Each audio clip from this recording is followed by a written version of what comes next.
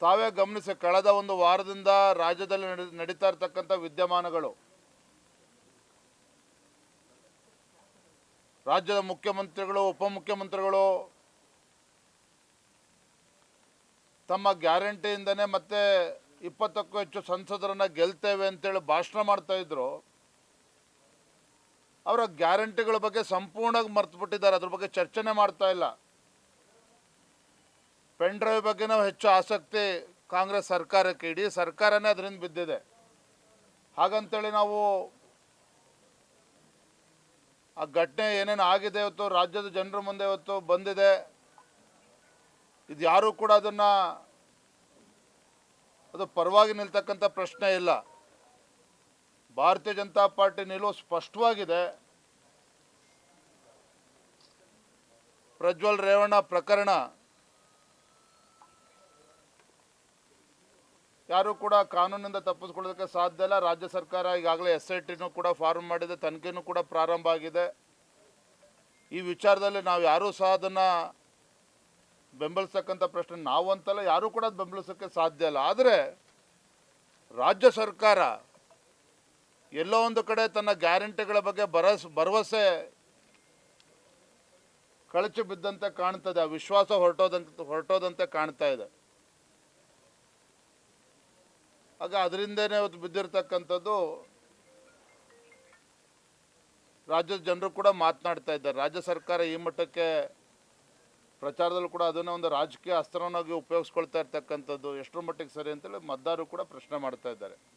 ಆದರೆ ಒಂದಂತೂ ಸತ್ಯ, ಈ ರಾಜ್ಯದಲ್ಲಿರ್ತಕ್ಕಂಥ ಕಾಂಗ್ರೆಸ್ ಸರ್ಕಾರ ದಿನೇ ಇವತ್ತು ಕಾನೂನು ಸುವ್ಯವಸ್ಥೆ ಸಂಪೂರ್ಣವಾಗಿ ಹದಗೆಡ್ತಾ ಇರ್ತಕ್ಕಂಥದ್ದು.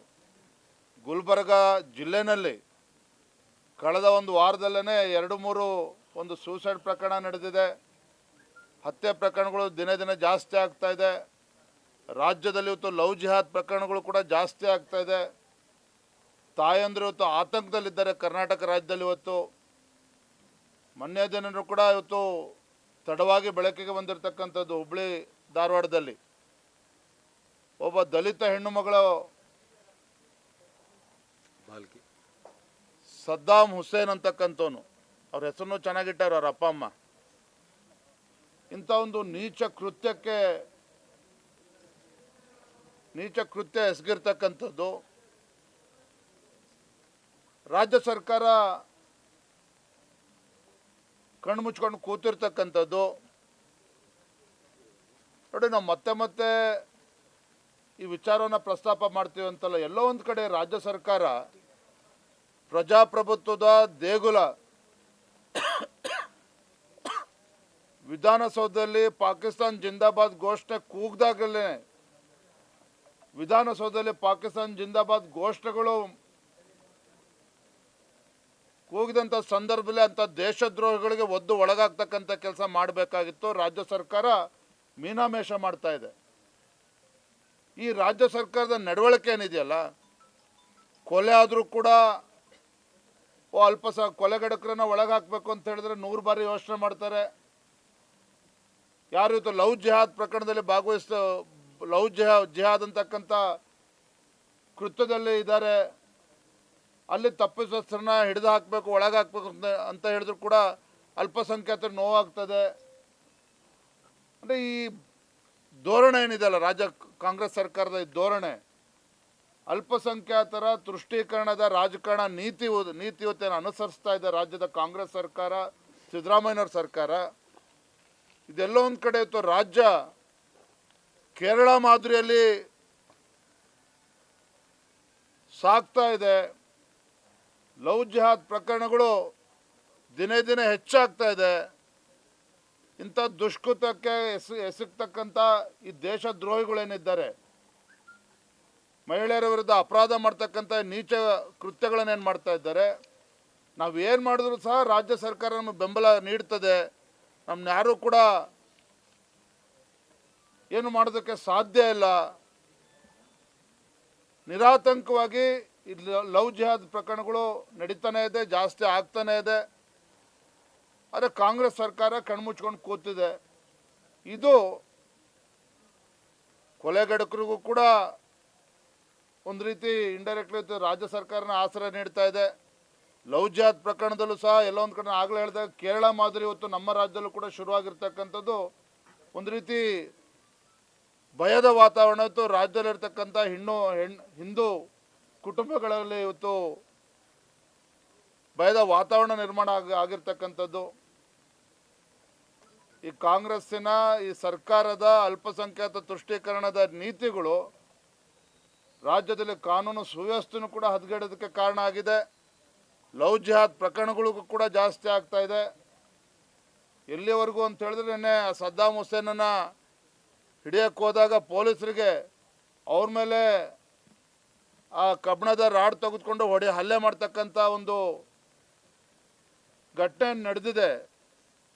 ಇಡೀ ರಾಜ್ಯ ಸರ್ಕಾರ ಇದು ತಲೆ ತಗ್ಗಿಸ್ತಕ್ಕಂಥ ಒಂದು ಪರಿಸ್ಥಿತಿ ನಿರ್ಮಾಣ ಮಾಡಿದೆ ಅಂತೇಳಿ ಸಂದರ್ಭ ಹೇಳ್ತೇನೆ.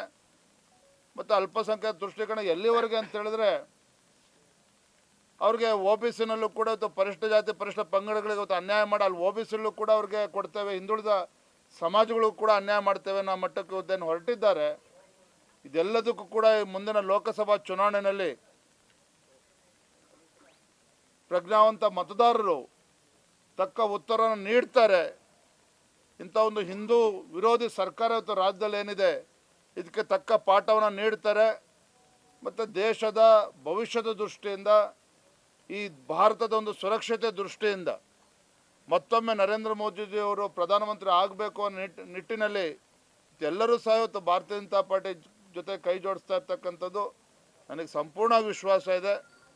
ನಾವೇನು ಮೊದಲ ದಿನದಿಂದ ಕೂಡ ಹೇಳ್ಕೊಂಡು ಬರ್ತಾ ಇದ್ದೇವೆ, ಎಲ್ಲ 28 ಕ್ಷೇತ್ರದಲ್ಲಿ ಇವತ್ತು ವಾತಾವರಣ ನಮಗೆ ಪೂರಕವಾಗಿದೆ. ಭಾರತೀಯ ಜನತಾ ಪಾರ್ಟಿ ನರೇಂದ್ರ ಮೋದಿಜಿಯವರು ಮತ್ತೊಮ್ಮೆ ಪ್ರಧಾನಮಂತ್ರಿ ಆಗಬೇಕು ಅಂತಕ್ಕಂಥ ಹಂಬಲ ಏನಿದೆ ಇವೆಲ್ಲವೂ ಕೂಡ ಸಾಕಾರಗೊಳ್ಳುತ್ತದೆ. ನಮ್ಮ ಎಲ್ಲ 28 ಕ್ಷೇತ್ರದಲ್ಲಿ BJP ಮತ್ತು JDS ಪಕ್ಷದ ಅಭ್ಯರ್ಥಿಗಳು ಗೆಲ್ತಾರೆ ಅನ್ನೋ ವಿಶ್ವಾಸ ನಂಗೆ ಸಂಪೂರ್ಣವಾಗಿದೆ.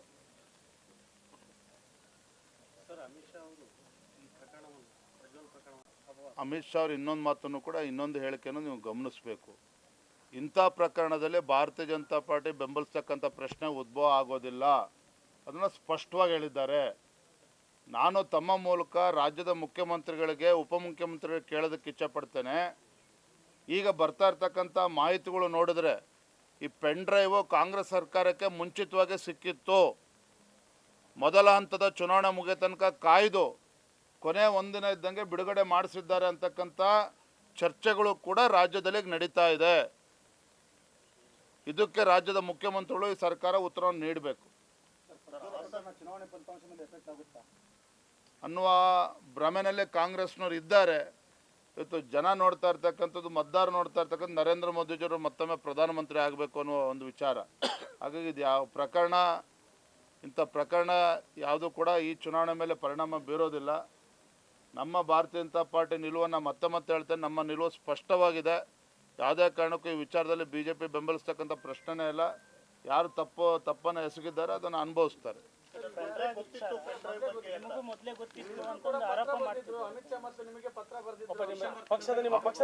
ಅವನು ಯಾವ ಪುಣ್ಯಾತ್ಮ ಹೇಳಿದಾನೆ ಅವನಿಗೆ ತಡೆಯೋಣ ಒಂದು ನಿಮಿಷ. ಯಾರು ಈ ಮಾತನ್ನು ಹೇಳಿದ್ದಾರೆ ಅವ್ರನ್ನ ಮರುಪ್ರಶ್ನೆ ಮಾಡಿ ರಾಜ್ಯದ ಅಧ್ಯಕ್ಷನಾಗಿ ಜವಾಬ್ದಾರಿಯುತವಾಗಿ, ಯಾಕೆ ಅಂತ ಹೇಳಿದ್ರೆ ಇಂಥ ಪ್ರಕರಣಗಳು ನಡಿಬಾರ್ದು, ಪ್ರತಿಯೊಬ್ಬರು ಕೂಡ ತಲೆ ತಗ್ಗಿಸ್ತಕ್ಕಂಥದ್ದು. ಆದರೆ ಈ ಪ್ರಕರಣ ವಿಜೇಂದ್ರ ಅವ್ರ ಗಮನಕ್ಕೆ ಬಂದಿತ್ತು, ರಾಜ್ಯದ ಅಧ್ಯಕ್ಷನ ಪತ್ರ ಬರೆದಿದ್ದೇನೆ. ನನಗಂತೂ ಯಾವುದೋ ಪತ್ರ ಈ ಕ್ಷಣದವರೆಗೂ ಕೂಡ ನನಗೆ ಸಿಕ್ಕಿಲ್ಲ. ಜವಾಬ್ದಾರಿಯಿಂದ ಮಾತನ್ನು ಹೇಳ್ತಾ ಇದ್ದಾನೆ. ಕುಮಾರಸ್ವಾಮಿ ಅವರು 2012ಕ್ಕೆ ಆದಂಥ ಘಟನೆ ಇದು ಅಂತ ಅಂದ್ರೆ ಹಿಂದಿನ ಘಟನೆ ಈಗ ಬೆಳಕಿಗೆ ಬಂದಿದೆ. ಒಂದು ಆ ಹಿಂದಿನ ಘಟನೆ ಆಗೈತಿ ಅಂತಂದ್ರೆ ಅದ್ರ ಬಗ್ಗೆ BJP ಅವ್ರಿಗೂ ಪತ್ರ ಬರೆದಿದ್ದಾರ ಅಂತ. ಇಲ್ಲ ರೀ, ನಾನು ಹೇಳ್ತಾ ಇದ್ದೀನಲ್ಲ, ಕುಮಾರಸ್ವಾಮಿ ಅವರು ಅವರಿಗೆ ಯಾವಾಗಿಂದ ಇದ್ರ ಬಗ್ಗೆ ಮಾಹಿತಿ ಇತ್ತು ನನಗೆ ಗೊತ್ತಿಲ್ಲ. ಅವ್ರು ಏನು ಹೇಳಿಕೆ ಕೊಟ್ಟಿದ್ದಾರೆ ನನಗೆ ಗೊತ್ತಿಲ್ಲ. ಅದು ನಾನು ಹೇಳ್ತೇನೆ ರಾಜ್ಯದ ಅಧ್ಯಕ್ಷನಾಗಿ, ಈ ಪೆನ್ ಡ್ರೈವ್ ವಿಚಾರಗಳೇನಿದೆ ಅಥವಾ ನನಗೆ ಪತ್ರ ಬರೆದಿದ್ದೇನೆ, ರಾಜ್ಯದ ಅಧ್ಯಕ್ಷರಿಗೆ ಪತ್ರ ಬರೆದು ಇದನ್ನೆಲ್ಲ ಮಾಹಿತಿ ಕೊಟ್ಟಿದ್ದೇನೆ ಅಂತಕ್ಕಂಥ ಸತ್ಯಕ್ಕೆ ದೂರ ಆಗಿರ್ತಕ್ಕಂಥದ್ದು. ನನಗೆ ಯಾವುದೇ ಪತ್ರ ರಾಜ್ಯದ ಅಧ್ಯಕ್ಷರಿಗೆ ಈ ಕ್ಷಣದವರೆಗೂ ಕೂಡ ನನಗೆ ಯಾವುದೇ ಪತ್ರ ಬಂದಿಲ್ಲ, ತಲುಪಿಲ್ಲ. ಧನ್ಯವಾದ. Thank you.